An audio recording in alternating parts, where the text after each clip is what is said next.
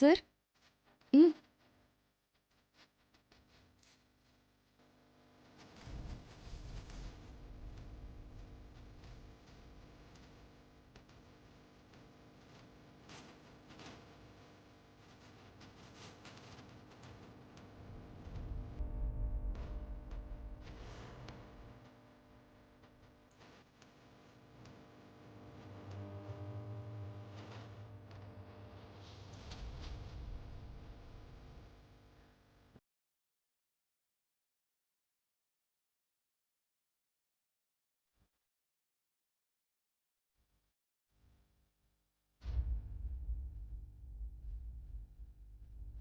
ఏంటి సార్ అలా చూస్తున్నారు?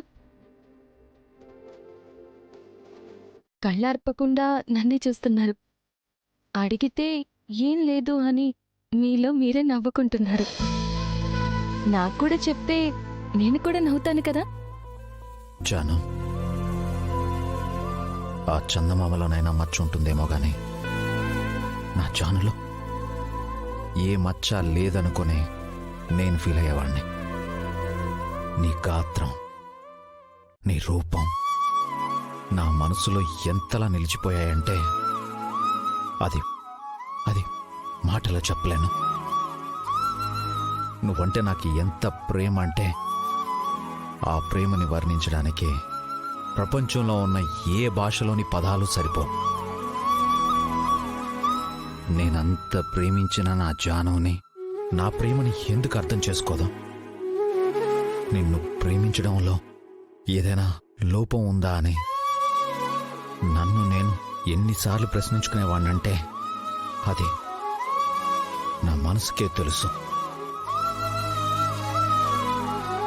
అలాంటి జాను ఇవాళ ఇప్పుడు ఈ ఇంట్లో ఇంత దగ్గరగా ఇంత ప్రేమగా ఉండడం అంటే నా మనసుకి ఎంత సంతోషంగా ఉందంటే అసలు ఈ క్షణం నేను అనుభవిస్తున్న ఆనందం వెలకట్టలేంది. సహనా సహనా నా సఖి సహనా కలలో నిన్నే చూసానా. ఎంత కాలం ఎంచాను నిన్ను ఇలా ఇంట్లో చూసి, మన ఇంట్లో చూసి. జాను, ఇక నిన్నెప్పటికీ దూరం చేసుకోను. ఈరోజు చెప్తున్నాను, ఇక మీదట ఇంకెప్పుడు నిన్ను దూరం చేసుకోను. సార్ మీరసలు ఎన్ని రోజులు తిన్నారో తినలేదో అని మీకోసం నేనెంతో కష్టపడి వంట చేసి అందంగా రెడీ అయ్యి మీకు నా చేతులతో వడ్డించాలని ప్రేమగా ఎదురుచూస్తుంటే మీరిలా మాటల్లో పడిపోయి తినడం గురించే పడిపోని మనసే ఏది ఆ భ్రమే నిన్ను చెయ్యడానికే తన ఆస్తి మొత్తాన్నే ఖర్చు పెట్టుంటాడే. అందాల నీ కంటి కాటుకతో రాసే ఉంటాడే నా నుదుటి రాతలనే. కుంకుమల నువ్వే చేరగా ప్రియా, కోటి వర్ణాలయ్యా నేను ఇలాగవే. పువ్వల నువ్వే చూడగా ప్రియా, వెండి వర్షాన్నయ్యా వేడుకలాగా. ఓ మౌనంగా మనసే మీటే మధురాల వీణవు నువ్వే. ప్రతి ఋతువుల పూలే పూసే అరుదైన కొమ్మవు నువ్వే.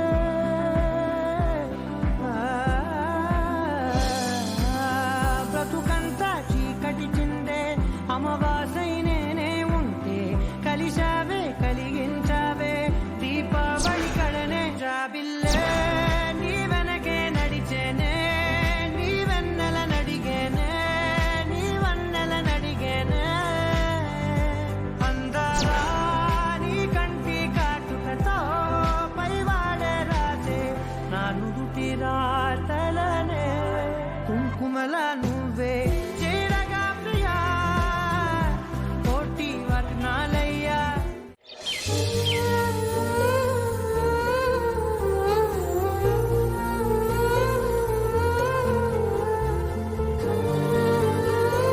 జాను, ఇదిగో నీ దుబాయ్ ఫ్లైట్ టికెట్. నీరంతా కడలై పొంగి కల్లోలంలా మార్చేసింది సుడిగుండంలో పడవై బ్రతుకే మారి బయటే పడదామన్నా లేదే దారి కన్నీరంతా కడలై పొంగి ఓ బయటికి. లోలంలా మార్చేసింది సుడిగుండంలో ఏమైంది జాను? వెళ్తున్నావు కదా, ఇంకా ఎందుకు అలా డల్గా ఉన్నావు? నా లైఫ్ ఏంటి విశ్వ ఇలా అయిపోయింది. నా ఫ్యామిలీ ఫ్రెండ్స్ అందరి మధ్యలో నవ్వుతూ తుళ్ళుతూ హాయిగా ఉండాల్సిన నేను ఇవాళ ఎవరు లేక ఒక అనాథలా బ్రతకాల్సి వస్తుంది. జాను, ఆకాశాన్ని కమ్మిన మేఘాలు సైతం ఒక్క వర్షంతో తనని పట్టుకున్న మబ్బులన్నింటినీ వదిలి మళ్లీ తన సహజ సిద్ధమైన ప్రకాశాన్ని తిరిగి పొందుతాయి. జీవితంలో కూడా అంతే జాను. ఇప్పుడు మనకొచ్చిన కష్టాలు ఎల్లప్పుడూ ఇలాగే ఉండవు కదా. బాధపడకు.